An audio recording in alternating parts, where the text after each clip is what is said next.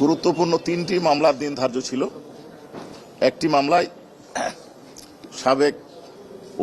সাবেক সরকারের উপদেষ্টা সালমান ফজলুর রহমান এবং আইনমন্ত্রী আনিসুল হক তাদের বিরুদ্ধে অভিযোগ গঠনের আদেশের দিন ধার্য ছিল।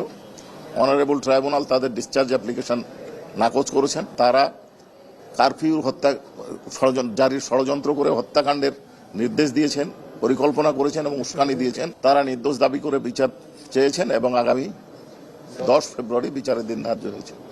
এছাড়াও ফজলে করিম সাহেবের মামলায় প্রসিকিউশনের তদন্ত প্রতিবেদন দাখিলের জন্য দিন ধার্য ছিল।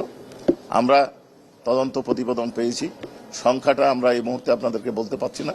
হাসান মাহমুদ, ফজলে করিম এবং আরেক নওফেল, এই 2-3 জনের নাম আমরা বলতে পারি যে তাদের নাম আছে। বাকিদের বিষয়টা আমরা এখন ডিসক্লোজ করতে চাচ্ছি না।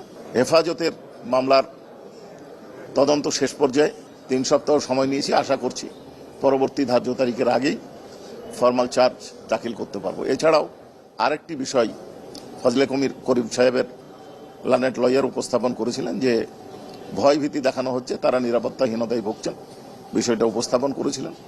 এটা খুব দুঃখজনক যে একটা সামাজিক অনুষ্ঠানে যদি কোনো পক্ষ, উভয় পক্ষ লয়ার আমাদের, আপনারা জানেন আসামি পক্ষের এবং প্রসিকিউশনের পক্ষের লয়ার কোনো সামাজিক অনুষ্ঠানে একত্রিত হয়, সেইটাকে যোগসাজশ বলে প্রচার করা, এটা অত্যন্ত দুঃখজনক। মূল অভিযোগ হচ্ছে ওনারা কারফিউ জারি করে আন্দোলনকারীদেরকে শেষ করে দেওয়ার জন্য পরিকল্পনা করেছেন, ষড়যন্ত্র করেছেন, সহায়তা করেছেন।